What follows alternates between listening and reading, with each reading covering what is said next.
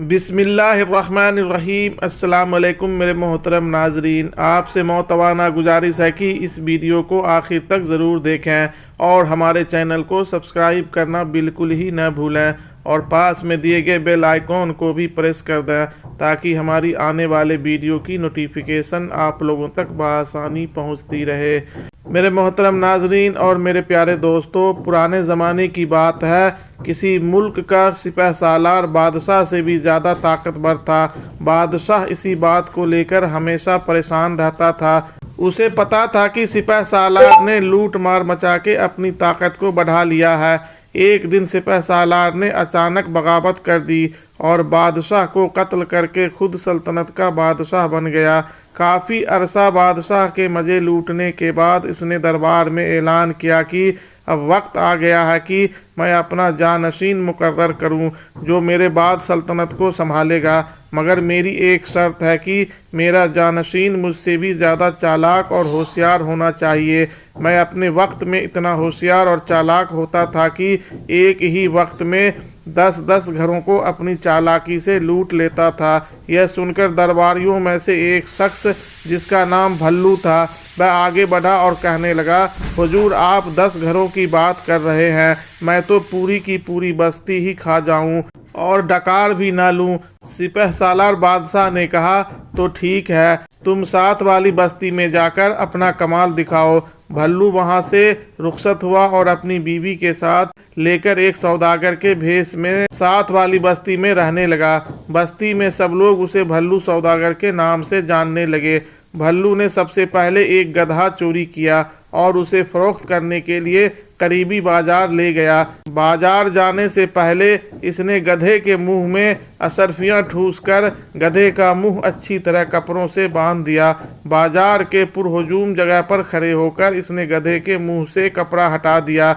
जैसे ही कपड़ा हटा, गधे के मुंह से खन खन करती अशर्फियाँ गिरने लगी। खन खन आवाज़ सुनकर लोग इसकी तरफ देखने लगे और हैरान होकर चै में गोइयाँ करने लगे कि क्या खूब गधा है, मुंह से अशर्फियाँ निकल रही है और वह भी सोने की। आखिर बेसब्र होकर लोगों ने भल्लू से पूछा कि यह क्या माजरा है। भल्लू ने कहा, यह एक अजीब व गरीब गधा है। मैं जब भी उदास होता हूँ तो दिन में एक बार इसके मुंह से अशर्फियाँ निकलती है। मेरे घर में तो अब इतनी भी जगह नहीं कि जहाँ मैं अशर्फियाँ रख सकूँ, इसीलिए मैं इससे बहुत तंग हूँ और उसे बेचने के लिए बाजार ले आया हूँ। मैं यह चाहता हूँ कि कोई ऐसा ताजिर उसे खरीदे जो इसका ख्याल रख सके। लोगों ने गधे के मुंह से अशर्फियाँ तो गिरती देख ली थी और बाकी का किस्सा भल्लू सौदागर ने बता दिया था। सबने यह सोचा कि इस गधे के लिए अगर मुंह मांगी कीमत भी दे दी जाए तो सौदा महंगा नहीं। बड़े बड़े ताजिर इस गधे को खरीदने के लिए बोलियां लगाने लगे। आखिरकार एक ताजिर ने गधे को 10,000 सोने की अशर्फियाँ देकर खरीद ली। भल्लू सौदागर ने 10,000 अशर्फियाँ ताजिर से और ज़मीन पर पड़ी अशर्फियाँ उठाई और घर चला आया। दूसरी तरफ ताजिर गधा लेकर अपने घर की तरफ चला गया। सब लोग तमाशा देखने के लिए इसके पीछे पीछे इसके घर पहुंच गए। गधे के मालिक ने कहा, भाइयों चलो अब गधे के मुंह से अशर्फियाँ निकालते हैं। चुनांचे गधे का मालिक और बाकी लोग उदास शक्ल बनाकर गधे के इर्द गिर्द जमा हो गए।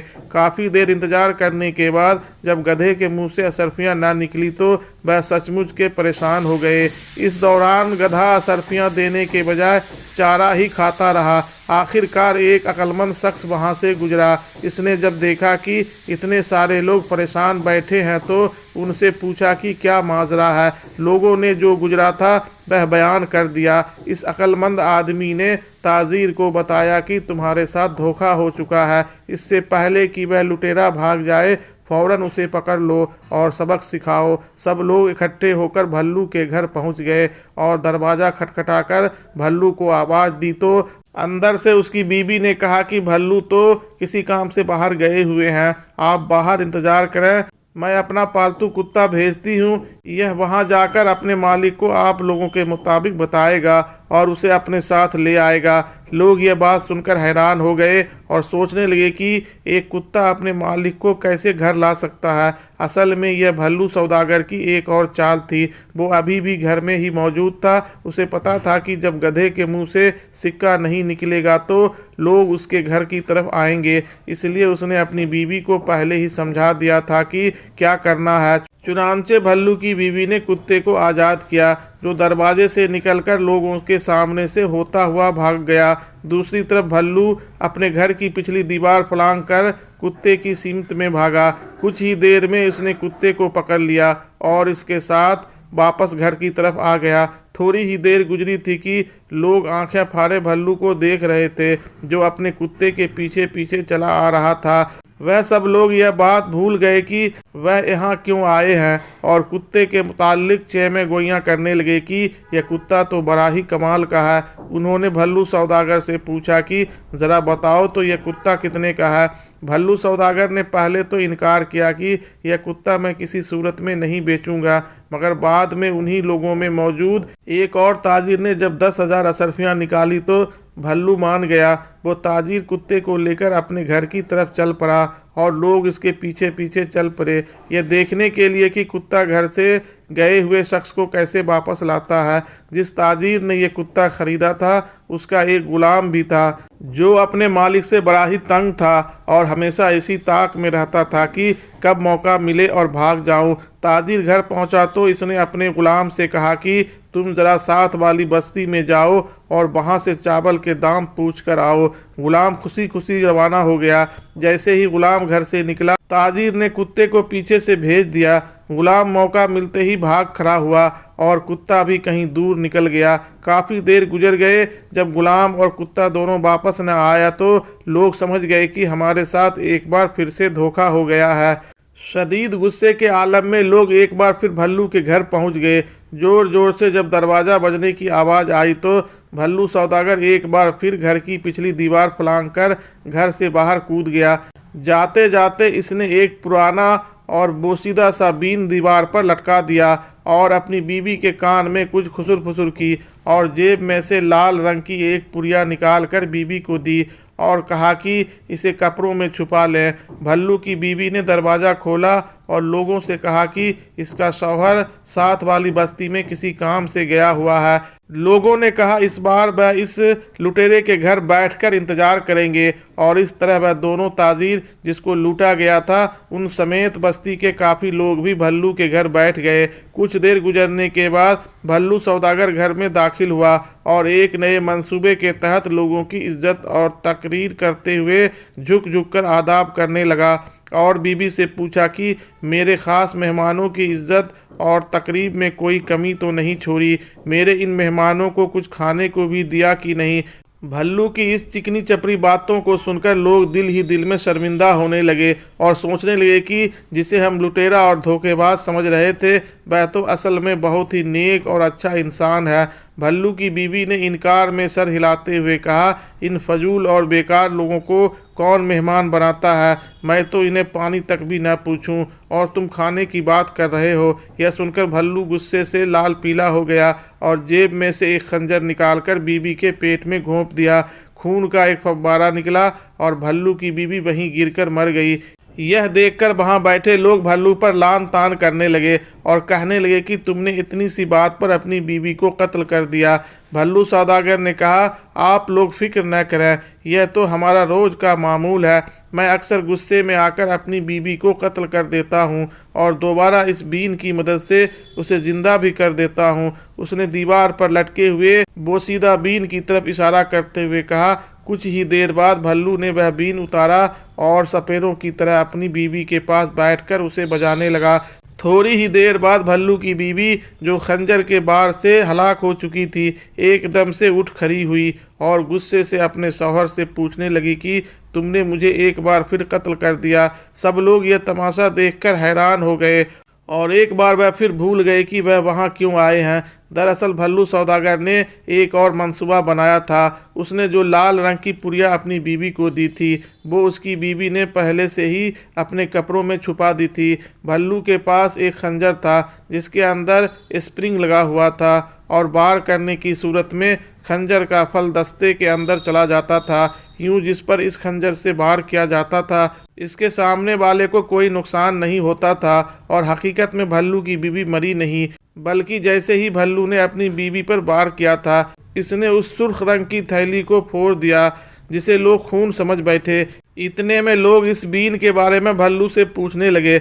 भल्लू सौदागर ने कहा कि यह बीन मेरे दादा की मिरास है, मैं किसी कीमत पर इसे फरोख्त नहीं करूंगा। एक और ताजिर आगे बढ़ा और 10,000 अशरफियाँ देकर भल्लू से वो बीन खरीद लिया। इसके बाद लोग अपने अपने घरों को चले गए। जिस ताजिर ने वो बीन खरीदा था वह अपनी बीवी से बहुत ही तंग था, क्योंकि इसकी बीवी आए दिन इससे झगड़ा करती थी। इसने सोचा कि आज अगर मेरी बीवी ने झगड़ा किया तो उसे मार दूंगा और अगले दिन दोबारा जिंदा कर दूंगा।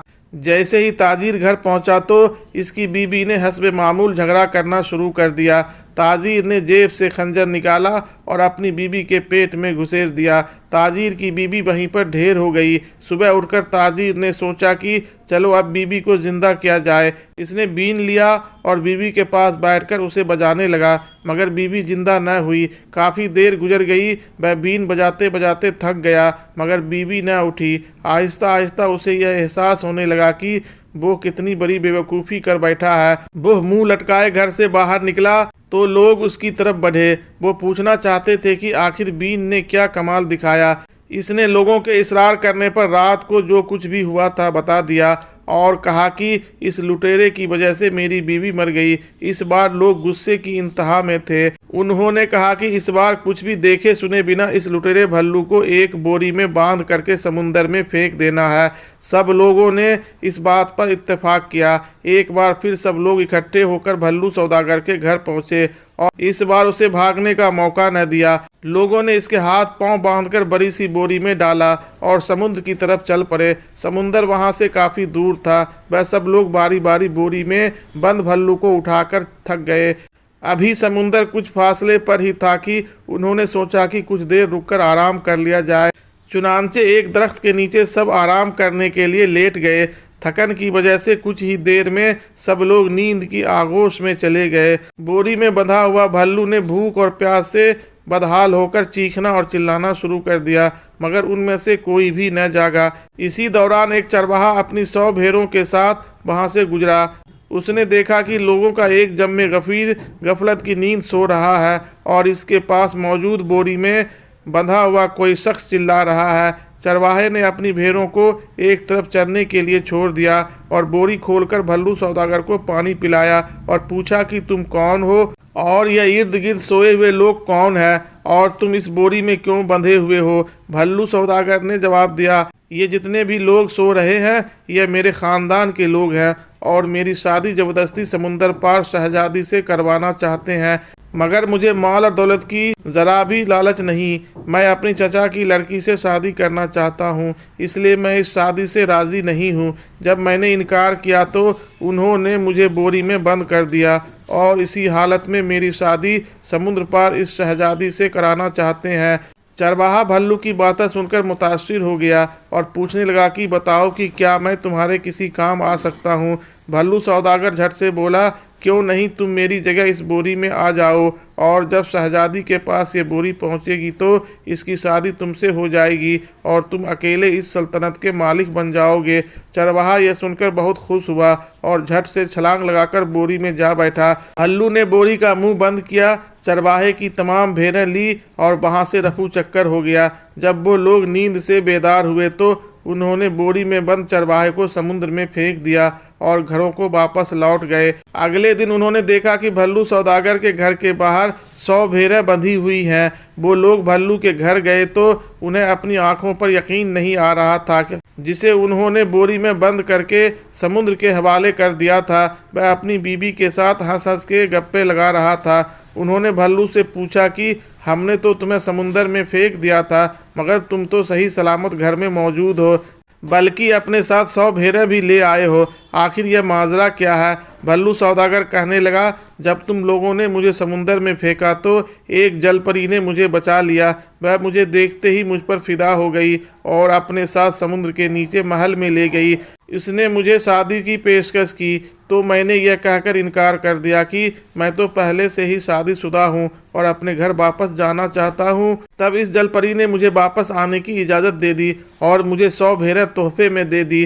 जाते हुए इसने मुझसे यह कहा कि जो कोई भी यहाँ जलपरियों से शादी करना चाहता है और यहाँ ज़िंदगी बसर करना चाहता है उसे यहाँ बोरी में बंद करके ले आना। यकीन मानो जो भी हमसे शादी करेगा और यहाँ ज़िंदगी बसर करेगा इसकी ज़िंदगी ऐश में गुजरेगी। यह बात सुनकर वहाँ मौजूद हर शख्स कहने लगा कि मैं वहाँ जाना चाहता हूँ। भल्लू ने कहा कि तुम लोग बहुत थोड़े हो, अगर इस बस्ती के सब अफराद भी वहाँ चले जाएं तो फिर भी कम है। उन्होंने कहा कि कल हम सब लोग बस्ती के हर फर्द को जाने पर राज़ी कर लेंगे।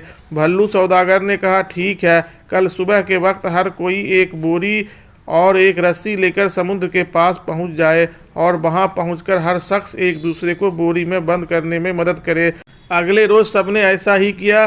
भल्लू सौदागर ने तमाम बस्ती वालों को बोरी में बंद किया और अपनी बीवी के साथ वापस बस्ती में पहुंच गया। वह दोनों बारी बारी बस्ती के हर घर में दाखिल हुए और बस्ती के तमाम घरों का कीमती सामान लूट लिए। भल्लू ने एक घर से एक छकरा निकाला और सारा लूटा हुआ सामान छकरा में भरकर अपनी बीवी के साथ इस बस्ती से रफू चक्कर हो गया और सीधा सिपहसालार बादशाह के पास पहुंचा। सिपहसालार बादशाह भल्लू को देखकर बहुत ही खुश हुआ और यूं एक बार फिर लालची लोगों के मुल्क पर भल्लू लुटेरे जैसा शख्स जानशीन मुकर्रर हो गया।